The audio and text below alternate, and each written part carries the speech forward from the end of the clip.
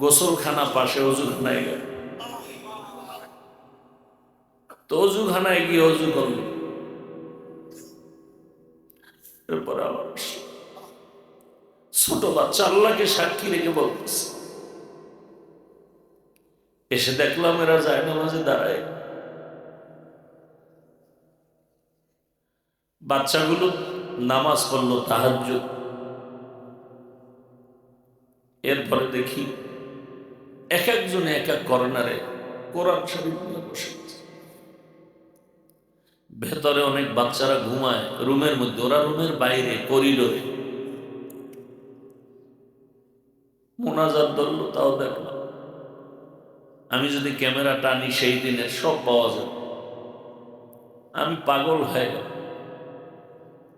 যে আমি তো দৌড় দিয়ে মাদ্রাসায় যাই। এই মাদ্রাসায় ছোট ছোট বাচ্চাগুলো সোমবার দিন, বৃহস্পতিবার দিন রোজা রাখে। আমি নিজে সোমবার দিন রোজা কোনোদিন বলি না ছাত্ররে তোমরা রাখো। আমি একদিন ক্যামেরায় দেখতেছি বাসায় বয়ে সাহারি খায়, মাদ্রাসার দিকে খেয়াল করলাম, দেখি দোতলায় হেফজখানা নুরানি ছোট ছোট বাচ্চা, মাথায় টুপি নেই, গেঞ্জি গায়ে, তো ডয়ার খুলে আর কি যেন খায়। ভাবলাম কি চুরি টুরি করে কিনা। আবার হঠাৎ করে আমার অন্তরে বাড়ি লাগছে, না আমি তো আজকে সাহারি খেলাম, এই বাচ্চাগুলো কি সাহারি খায়? তো ডিব্বা থেকে বের করে টোস্ট আর মুড়ি। তখন আমার অন্তর এরপরে দেখলাম, আমি তাকাইছিলাম, আল্লাহকে সাক্ষী রেখে বলছি, এই বাচ্চাগুলোকে দেখি গোসলখানা পাশে, অজুখানায় গেল। তো অজুখানায় গিয়ে অজু করল, এরপর আবার ছোট বাচ্চা আল্লাহকে সাক্ষী রেখে বলতেছে, এসে দেখলাম এরা যায় নামাজে দাঁড়ায়। বাচ্চাগুলো নামাজ পড়লো তাহাজ্জুদ। এরপরে দেখি এক একজনে এক এক কর্নারে কোরআন শরীফ নিয়ে বসে আছে। ভেতরে অনেক বাচ্চারা ঘুমায় রুমের মধ্যে, ওরা রুমের বাইরে করিডোরে মোনাজাত ধরলো, তাও দেখলাম। আমি যদি ক্যামেরা টানি সেই দিনের সব পাওয়া যাবে। আমি পাগল হয়ে গেল যে আমি তো দৌড় দিয়ে মাদ্রাসায় যাই। রাত গভীর, একা একা আসতে পারি না। ঘুম থেকে উঠে ফজরের পরে মাদ্রাসায় এসে হুজুরদের বললাম, দোতলায় বাচ্চাগুলোদেরকে ডাক দেন, ওরা রাত্রে আসলে কি রোজা রাখে নাকি। পরে খবর নিয়ে দেখা গেল, হ্যাঁ 20-30 জন বাচ্চা ওরা রোজা রাখছে। তবু ডাকেন, ওদেরকে ডাকাইলাম, তোমরা রোজা রাখছো? হ্যাঁ।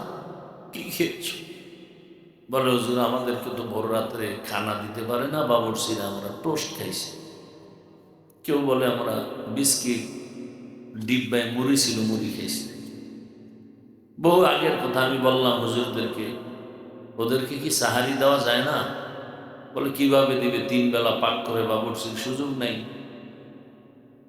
তো নিরুপায় হয়ে চুপ করে থাইকে বললাম, ঠিক আছে, আপনারা ইফতারিটা আমার পক্ষ থেকে সুন্দরভাবে বন্টন করবেন, ওরা যেন ইফতারিতে কষ্ট না পায়। ও খরচটা আমি আমার নিজের থেকে এককভাবে দিব। জীবনে আর কি, শুধু কান্নার, একা একা বহু ভাবি আর কান্না। দুনিয়াতে আসছি মা বাবার কষ্টের জন্য। আপনারা তো দেখলেন এখনো বাবা মা বেঁচে আছে,